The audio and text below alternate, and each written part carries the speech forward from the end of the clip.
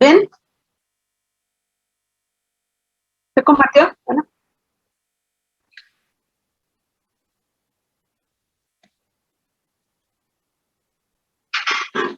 Bueno, hoy vamos a hablar del embarazo como un embarazo de alto riesgo también, el embarazo prolongado. Es decir, que en vez de durar, ¿cuánto tiempo dura un embarazo normal? A ver si recuerdan, ya estudiaron 40 semanas exactamente. Y cuando hablamos de embarazo prolongado, es aquel cuya duración sobrepasa los 294 días o 42 semanas. Pasadas las 40 semanas hablamos de embarazo de post-término, ¿verdad? Y cuando pasamos, o sea, entramos a las 42 semanas, ya es un embarazo prolongado. Siempre tenemos en cuenta y hay que preguntar a las pacientes su fecha última menstruación con respecto al primer día, ¿verdad? Considerando también y dándole mucha fiabilidad a la fecha de última menstruación en aquellas pacientes normorreica, es decir, que tienen un ciclo menstrual de 28-30 días y saben con exactitud su fecha de última menstruación. Entonces, en ella vamos a darle valor a la fecha menstrual para datar el embarazo. En cuanto a la etiología, no hay muchos datos al respecto, pero sí algunas condiciones clínicas que podríamos citar como que están más asociadas con un embarazo que se prolonga más en el tiempo, como por ejemplo cuando hay malformaciones fetales, como la anencefalia, la hipoplasia suprarrenal del feto, deficiencias de sulfatasas placentarias, o algunos explican que sería por una disfunción endocrina multifactorial, o cuando ven también cómo se inicia un trabajo de parto, es decir, el determinismo del trabajo de parto, sería alguna alteración de los mecanismos que hacen que se inicie esto, pero no hay una base científica al respecto. Y las variables que podríamos, en quienes podríamos encontrar más o se podría dar un embarazo prolongado, en las madres de menos de 35 años de edad con relación a la edad, y la paridad más en las nulíparas. Entonces tenemos con más frecuencia, ¿verdad?, nulíparas y en mujeres de menos de 35 años de edad. Todas las patologías que estudiamos tenemos que saber, ¿verdad?, con la frecuencia con la que se presenta esto. Si consideramos la fecha de última menstruación, hasta un 10%, ¿verdad?, de embarazos prolongados, otros hablan incluso hasta entre el 5 al 13%, con una incidencia real de 5 al 6% por fecha de última menstruación. Pero si a eso le tenemos una ecografía precoz, es decir, antes de finalizar el primer trimestre, del 10% al 13% inclusive bajamos, ¿verdad?, a una frecuencia del 2,5%, baja mucho. De ahí que es importante siempre tener una ecografía precoz para poder decir con exactitud las semanas de gestación. La frecuencia real en realidad sería 1%, es decir, una de cada 100 mujeres si coincide la fecha de última menstruación con esa ecografía precoz. ¿Por qué una ecografía precoz es precisa? Porque la falla es aproximadamente de 5 días nada más. Y a medida que pasa el tiempo en pedir una ecografía, es decir, en pasada las 13 semanas a las 20 ya hay un error de una o más semanas, y ya en el último trimestre 2 semanas o más. Entonces, si tenemos varias ecografías, esa paciente que nos llega en un determinado momento, a lo mejor ya tardíamente, siempre le vamos a pedir esa primera ecografía porque es la que tiene más exactitud para darnos la edad gestacional. ¿Y qué es lo que se mide? La longitud cráneo-caudal, ¿verdad? Después ya se van tomando otras medidas como el diámetro biparietal, longitud del fémur, etc. Van a dar ya la clase de ecografía hacia fines de este mes con la doctora Aló, que les va a explicar con más detalle todo lo que es ecografía en obstetricia, ecodoppler, etc. Y en ginecología también. En 2 clases vamos a desarrollar todo. Bueno, y tenemos que diagnosticar el embarazo prolongado para poder hacer que ¿Cómo vamos a hacer el seguimiento? Porque estos embarazos vamos a tener que hacerles más, con más frecuencia, digamos, los estudios de salud fetal, ya sea el monitoreo, el perfil o el Doppler. Y si vemos entonces de que está alterado alguno de ellos, plantear su terminación. ¿En qué momento vamos a decidir la interrupción del embarazo? ¿Cómo podemos diagnosticar por la clínica, verdad? Empezamos siempre el interrogatorio de fecha de última menstruación. Como les dije, vamos a darle valor a las normorreicas, pero siempre tenemos que descartar algunas causas que pueden entonces inducir a un error, que vamos a ver cuáles son: el dato de la ovulación, la curva térmica, es decir, que si esa paciente se estaba tomando su temperatura y ve que hay un ascenso de 0,5 grados a 1 grado, entonces podemos también más o menos calcular, ¿verdad?, el coito único fecundante por la clínica. ¿Cuáles son las fallas que podemos tener en la fecha de última menstruación? Lo cual es muy frecuente en el consultorio. Vamos a ver que la paciente no recuerda su fecha de última menstruación. O aquellas que tienen ciclos menstruales irregulares y variables. Vimos de que para darle certeza, como para la gestacional a través de la última menstruación, es que sean pacientes normorreicas, que menstruen cada 28-30. Pero si tienen ciclos menstruales irregulares y variables, ya no es tan seguro, ¿verdad? También tenemos muchos casos de embarazadas con amenorrea, embarazo en la etapa de amenorrea de lactancia, es decir, aquellas madres que están aún dando de mamar y entonces no menstruan y ya vienen entonces después por un crecimiento abdominal. No se percataron o utilizaron el método MELA, que es el método de la lactancia como método anticonceptivo, que más o menos tiene una, digamos, seguridad en los primeros 6 meses, mientras la lactancia sea exclusivamente la alimentación de ese recién nacido, sea a base de leche y no empiece a, digamos, a comer ya algún otro alimento.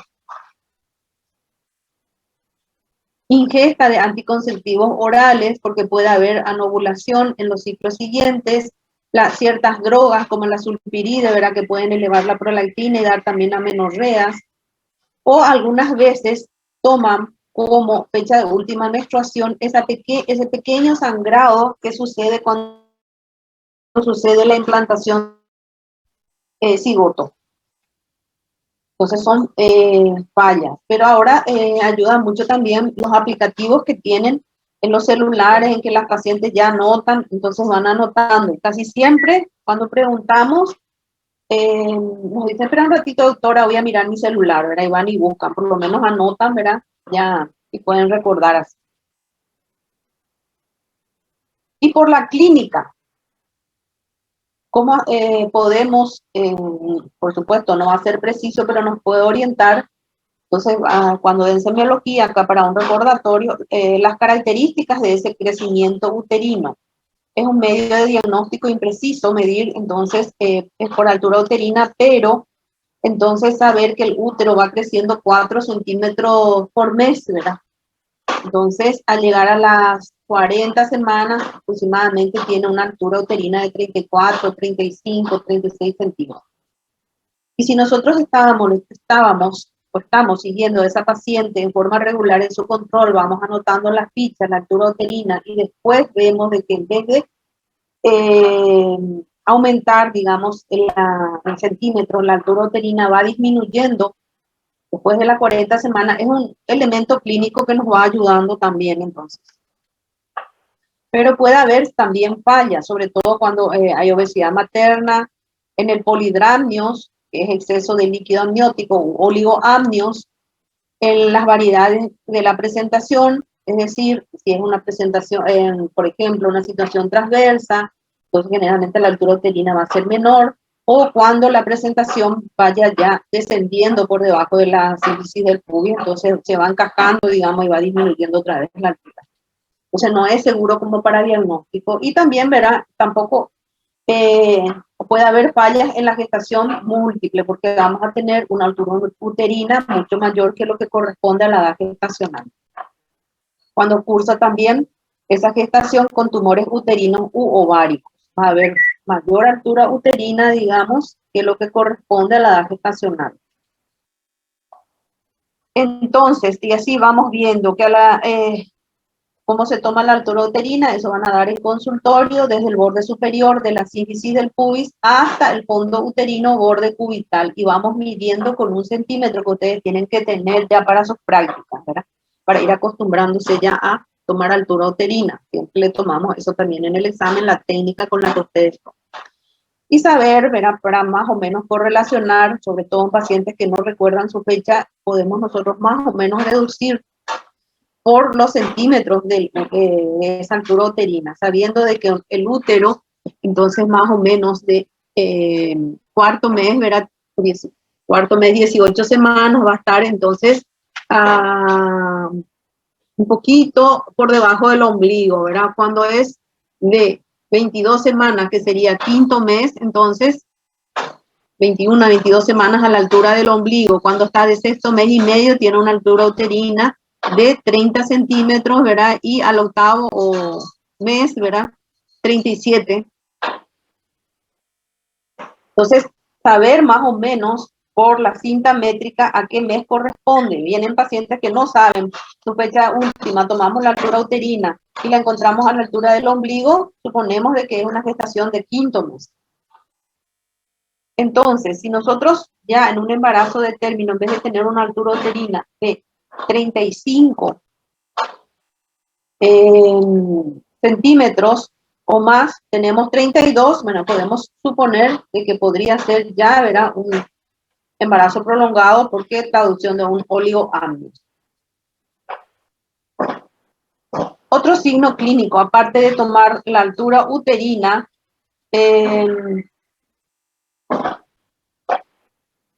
hoy vimos, acá leo algo, doctora, hoy vimos una embarazada en trabajo de parto con una altura uterina de 30 centímetros. Eso puede ser normal igual.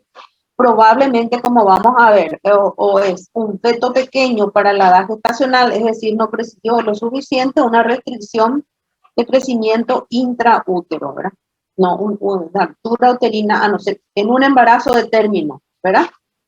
Un embarazo de término o un prematuro, porque podemos tener también trabajo de parto en un prematuro, 32 semanas por ahí. Pero si es un embarazo de término. Y no saben cuánto pesó. No, nos fuimos nosotros después. Sí, probablemente. Ahora seguramente están haciendo. Y probablemente haya sido una restricción del crecimiento intraútero, como vamos a ir viendo, ¿verdad? Porque una altura uterina de 30 en un embarazo de término es muy poco. Si tenemos los 4 centímetros intrapélvicos, ¿verdad? Del útero más 9 por 4, mínimo 36, ¿verdad? 34, 35, 36, digamos, en un peso de aproximadamente 3 kilos o más.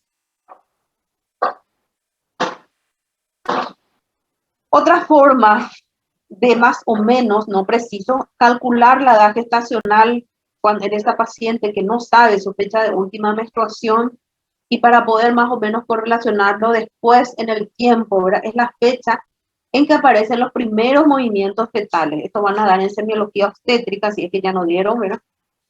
Que aparecen a las 18 a 20 semanas de gestación. Entonces le preguntamos, viene la paciente, ¿hace cuánto tiempo que presentís mover a tu bebé? Y te dice, hace una semana. Bueno, suponemos de que ella está entre el cuarto mes y medio, 18 a 20 semanas. En las multíparas, tener en cuenta que puede aparecer, o sea, que no es que van a aparecer primero, sino que como ya tienen varios hijos, detectan más rápidamente los movimientos. Aproximadamente pueden ser 17.5 semanas y en las nulíparas un poco más tarde, 19.5 semanas. A veces las pacientes vienen preocupadas porque todavía no sienten los movimientos fetales y explicarles, ¿verdad? Esto. Va a depender también de factores fetales y el grado de la atención materna. Las multíparas generalmente sienten más rápido porque ya conocen, ¿verdad? Y también, esto no muy preciso, el momento de aparición de los latidos cardíacos fetales. Con el estetoscopio de Pinar, no tan rápido, ¿verdad? Y la paciente es delgadita, tiene una pared abdominal no muy gruesa, digamos, se pueden detectar entre las 18 y 20 semanas. pero más habitualmente al quinto mes y medio, sexto, con el de Pinar, que es el estetoscopio, era como una campana que es el que van a usar, que puede ser de madera, de plástico o de metal. Con los otros, con el EcoSon, más rápidamente, ¿verdad? Pero estos no son elementos exactos para predecir edad gestacional. Otros medios, otros medios auxiliares de diagnóstico son la amniocentesis. ¿Qué significa esto? Es como introducir una aguja larga, traspasando, digamos, la pared abdominal, el útero, y llegar hasta el líquido amniótico, que más que para determinar edad gestacional, nos sirve para decidir, por ejemplo, interrumpir en un embarazo, que por las características de ese líquido amniótico podemos determinar si hay o no madurez fetal, y también el color, ¿verdad? Por ejemplo, si tenemos un líquido amniótico más o menos claro, lechoso, es un líquido amniótico ya de término, y si tiene grumos, o sea, un embarazo de término. Uno cristalino, uno como cristal de roca, es un prematuro, y nos puede ver también o determinar si hay o no meconio, que eso sí nos indica, ¿verdad? Que es en vez de un líquido amniótico verdoso, en el cual hay ya una alteración del bienestar fetal, que puede traducirnos una insuficiencia placentaria, un oligoamnio, y es indicación de interrupción inmediata de ese embarazo. Acá tenemos entonces cómo vamos a hacer esto. Generalmente anteriormente hacíamos, digamos, a ciegas, ¿verdad? Pero ahora con la ayuda de la ecografía nosotros podemos orientarnos y entrar en un lugar libre de miembros, de cordón, donde no esté la placenta, etcétera, y sacar ese líquido. Otro medio auxiliar es la amnioscopía. Acá estamos, ¿verdad? Para eso se requiere cierto grado de dilatación del cuello uterino, en el cual tenemos ya el feto, por ejemplo, en presentación cefálica, una delgada capa de las membranas, en donde no transuda, sino que hay como un pequeño colchoncito de líquido, y que nosotros a través de este amnioscopio, que es como una lupa, digamos, podemos ver las características de ese líquido también. Podemos ver si hay o no grumos, que ya nos indican madurez, o descartar la presencia de meconio o la acumulación de vermis gaseoso en el polo inferior del huevo, que también entonces nos indica ya madurez. Tiene entonces más bien valor para determinar presencia de meconio y sus variantes. Estos son métodos auxiliares que utilizamos en días alternos hasta el final de las 41 semanas. Será que acá mi perrito está jodiendo. Vení acá. Qué desastre ya me hizo. Bueno, seguimos. Y esto es lo que vemos con el amnioscopio. Por ejemplo, el A, abundante cantidad de líquido amniótico claro. El B, líquido amniótico que contiene meconio. Vemos como en vez de ser este color claro, ya tenemos un color como verdoso. El C, un líquido amniótico amarillento en los casos de eritroblastosis por incompatibilidad RH. Y en el D, un líquido amniótico color carne, ya en el caso de un feto muerto. Entonces, por esta característica del líquido con el amnioscopio, nosotros podemos ver también si es un líquido amniótico normal, si ya es algo relacionado con una alteración de bienestar fetal, alguna patología, sobre todo si es una madre RH negativa sensibilizada o un feto muerto. Y lo que más utilizamos y la que ofrece más seguridad es la ecografía, que nos ayuda, y es el método de elección para corroborar edad gestacional. Lo ideal es que nosotros, si seguimos a esa paciente en el prenatal, pidamos ya en la primera consulta, ¿verdad?, una ecografía, y antes de las 13 semanas, que es la que nos va a dar con seguridad, ¿verdad?, con un error, como les dije, de más o menos 5 días, la fecha probable de parto, y por consiguiente también la edad gestacional. Podemos pedir, a veces las pacientes nos presionan para pedir la ecografía más o menos en cada consulta. Tenemos esta, la primera, antes de las 13 semanas, otra pedimos entre las 11 a 14 semanas, que son los marcadores cromosómicos del primer trimestre, otras pedimos a las 21 a 24, que es para marcadores, la morfológica del segundo trimestre, Y otra a las 28, entre las 28 a 32 semanas para evaluar el crecimiento fetal, si va creciendo acorde, ¿verdad?, a lo que corresponde a esa edad gestacional. A veces tenemos presión a las 16, 18 semanas, ya vienen porque quieren saber el sexo del feto, ¿verdad? Y después, más adelante, ya hacia el término, también vamos pidiendo, ¿verdad?, el Doppler y ecodoppler fetal. Entonces, si tenemos una ecografía que por primera vez se realiza a las 41 semanas, esa no nos sirve para dar fecha de probable de parto o para la edad gestacional, porque puede ser que tenga un error de 2 semanas en más o menos.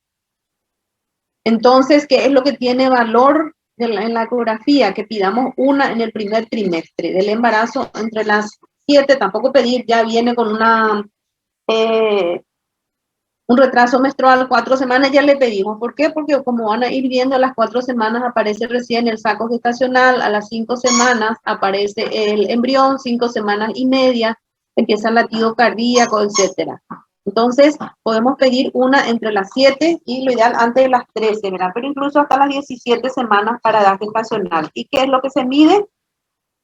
La longitud cráneo-caudal al inicio, y después ya van midiendo el diámetro biparietal entre las 13 a 27 semanas, que ya va teniendo un error un poco mayor en cuanto a cálculo de edad gestacional.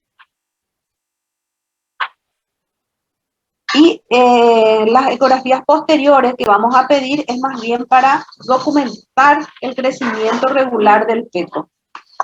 Un ratito. Liz, Liz. Un ratito. Liz, no puedo dar clases.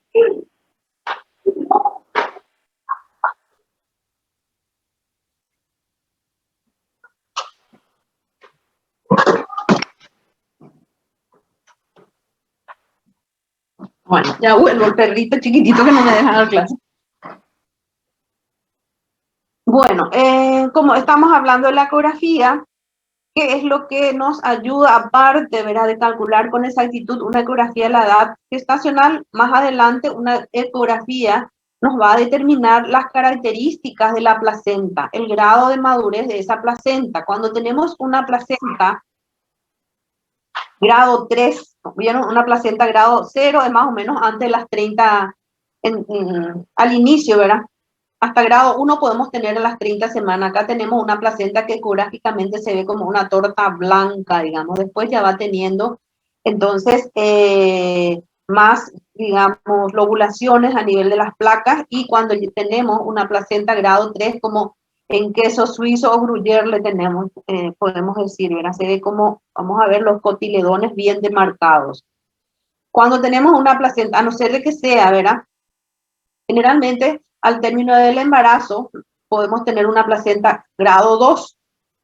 Una placenta grado 3 nos indica ya sin dudas de que el embarazo sobrepasó los 280 días, pero podemos también tener ciertos casos de placenta de grado 3 en algunos embarazos de pretérmino, por ejemplo, en los casos de preeclampsia, hipertensión inducida del embarazo, en que la placenta madura mucho más rápidamente que lo que corresponde a la edad gestacional.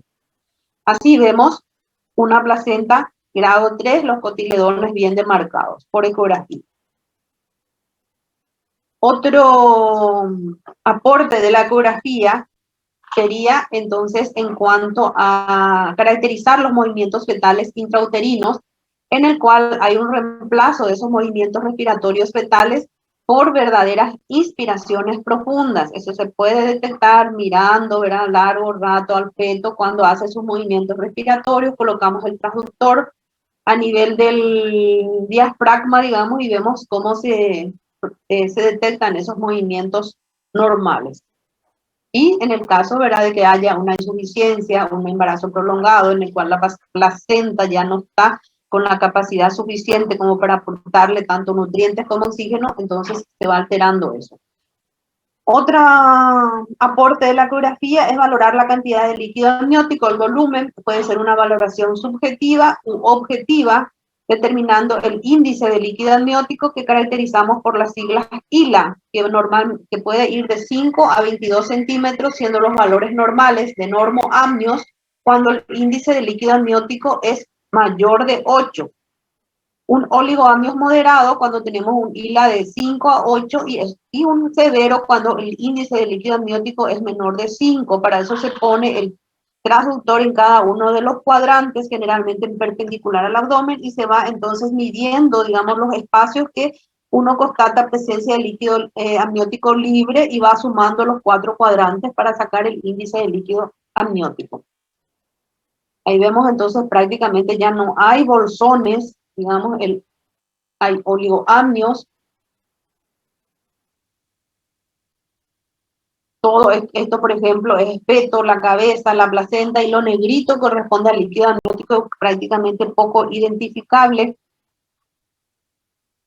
Entonces, una ecografía tiene un valor pronóstico positivo para el diagnóstico de un embarazo prolongado que nos puede aportar la ecografía, ver una placenta grado 3 o queso suizo cuando hay alteración de los movimientos respiratorios fetales y la presencia de oligoamnios.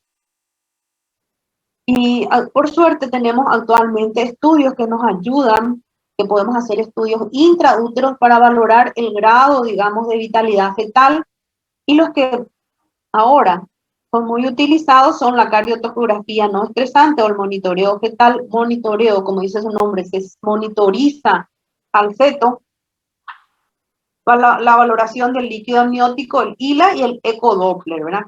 Como vamos a ir estudiando.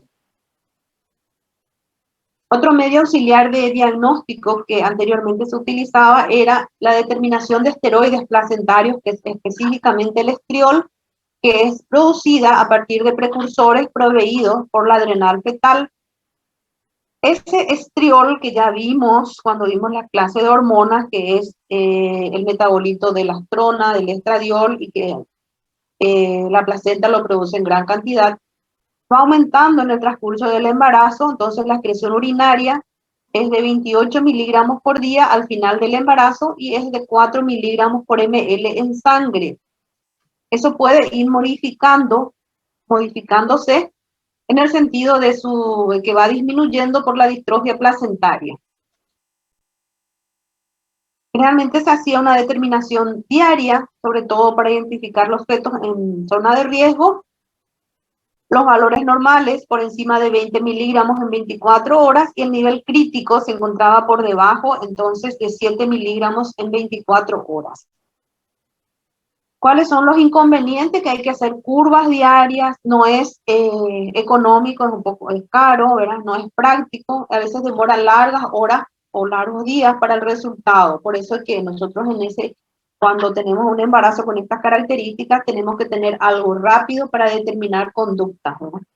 Entonces, está en desuso y ya tenemos otros métodos más prácticos, más baratos y más certeros. En cuanto al pronóstico materno, tiene el mismo pronóstico que en gestaciones normales. Si es que se va a decidir la terminación del embarazo, puede hacerse por inducción o por cesárea, y van a ser los mismos riesgos que en un embarazo de término, que en un embarazo prolongado en cuanto a la madre, ¿verdad? El pronóstico materno. En cambio, el pronóstico perinatal va a aumentar, sobre todo la mortalidad fetal intraparto. ¿Por qué? Porque vimos de que puede haber oligoamnios que va a alterar o va a producir la alteración del bienestar fetal, líquido amniótico meconial, aspiración de meconio, distrés respiratorio, etc. Y esto puede llevarle entonces a la muerte, mayor riesgo de muerte fetal. Eso es más riesgoso a medida que el embarazo va sobrepasando las 42 semanas y sobre todo por encima de las 43. ¿Cuáles son los factores que aumentan los índices de mortalidad materno-fetal? La alta incidencia de alteración del bienestar fetal o sufrimiento fetal. ¿Por qué? Por la insuficiencia placentaria. Los partos generalmente distóxicos.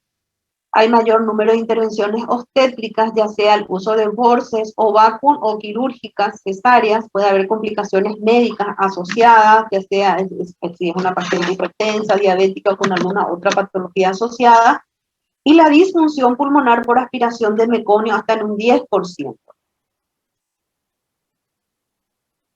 tenemos dos casos que tenemos que determinar en un embarazo prolongado, si es cronológicamente prolongado, sin repercusión sobre la salud fetal, es decir, que no cursa con insuficiencia placentaria, o un embarazo biológicamente prolongado que da origen al feto postmaduro o dismaduro. ¿Y qué es lo que tenemos que determinar en el embarazo prolongado? Si esa placenta es o no insuficiente. Esa placenta insuficiente lleva al síndrome de postmadurez, que significa que hay un desequilibrio entre la capacidad placentaria y las exigencias nutritivas y respiratorias del feto. Esa placenta, a medida que transcurre el tiempo, se va